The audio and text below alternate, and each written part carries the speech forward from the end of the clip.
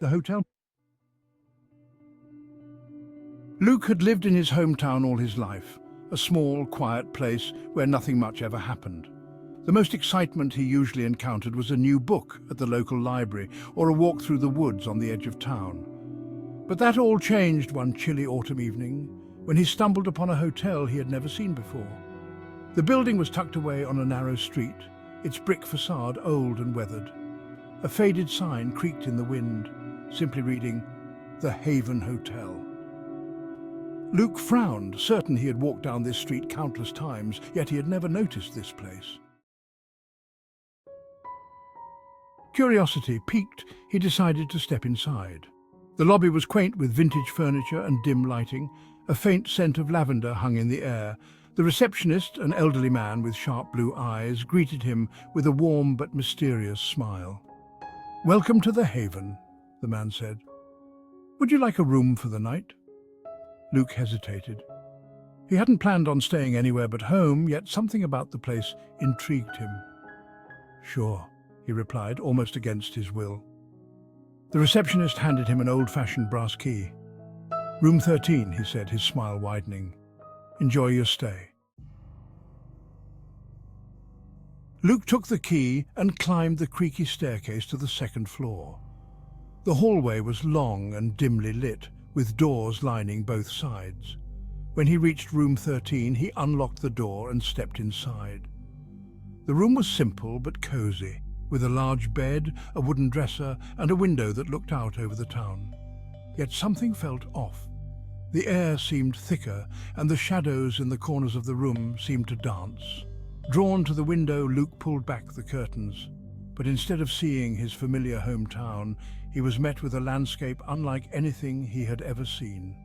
Rolling hills of vibrant, otherworldly colors stretched as far as the eye could see, and strange creatures roamed in the distance, their forms shimmering like heat waves. He blinked and stepped back, heart racing. The room began to hum with a low, vibrating energy, and the walls seemed to shimmer as if they were made of liquid. Before he could react, the room shifted around him, and in an instant he was no longer in the hotel. Luke found himself standing on a hill overlooking the strange new world he had glimpsed through the window. The air was warm and fragrant with scents he couldn't identify. The sky was a deep shade of violet, with two suns hanging low on the horizon. The creatures he had seen from the window were now closer, and he realized they were unlike anything on Earth, beautiful and terrifying all at once. As he looked around, trying to make sense of what had happened, he noticed a path leading down the hill, winding through a forest of towering, luminescent trees. With nowhere else to go, he followed the path, hoping it would lead him to answers. The deeper he went, the more he marveled at the strange flora and fauna. The leaves of the trees glowed softly, casting a gentle light on the ground. Small winged creatures flitted about, their wings leaving trails of sparkling dust in the air. After what felt like hours, the path led Luke to a clearing where a large, ancient-looking building stood. It was a perfect replica of the Haven Hotel. Confused but driven by a sense of inevitability, Luke approached the building and pushed open the door. Inside, the lobby was identical to the one he had left behind.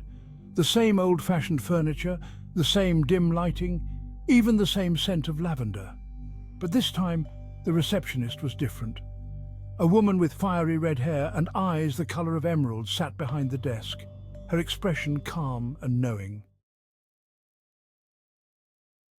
"Welcome back, Luke," she said, her voice echoing strangely in the room. "You've crossed into the world between worlds, where time and place are fluid, and the rules of reality no longer apply."